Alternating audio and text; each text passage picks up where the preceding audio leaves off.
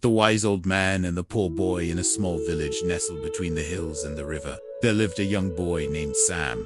His clothes were tattered, his shoes worn thin, and his belly often ached with hunger. His parents worked tirelessly in the fields, but no matter how hard they labored, they remained poor. Sam often sat by the riverbank, skipping stones across the water, wondering what his future held. One evening, as the golden sun dipped behind the hills, an old man named Grandpa Lee walked past. He was well known in the village, not for riches, but for wisdom. His hair was silver like moonlight, and his eyes carried years of knowledge.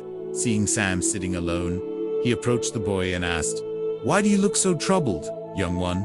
Sam sighed deeply. "I don't think studying will change anything. My family is poor, and no matter how hard I try, I will always struggle." The old man smiled gently and sat beside Sam, pulling out a small, rough stone from the ground. Then, from his pocket, he took out a gleaming, polished gem.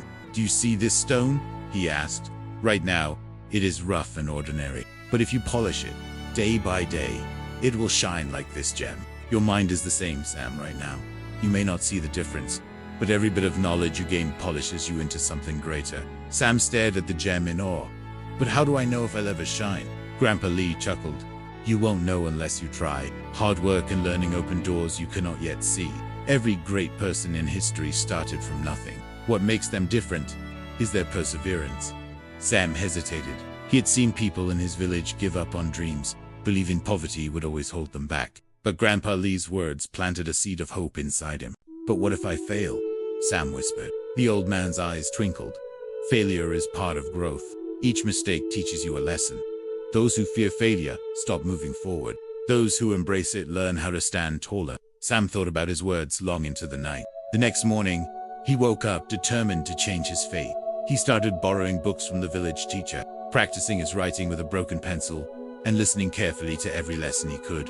Years passed. Sam worked tirelessly, studying by candlelight and helping his family during the day. His hands were rough from labor, but his mind grew sharper with knowledge. He earned a scholarship to study in the city, and for the first time, he left the village behind. He faced struggles, days of doubt, nights when hunger returned, moments when failure seemed inevitable. But every time he wanted to give up, he remembered Grandpa Lee's words, "Polish yourself, little by little." One day, after years of dedication, Sam became a successful scholar.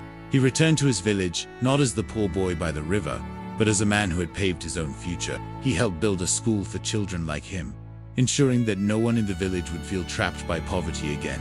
As he walked by the riverbank, he saw an old man sitting there, watching the water. Sam smiled and sat beside him. "I finally see the future you spoke of, Grandpa Lee." The old man nodded, his eyes filled with pride.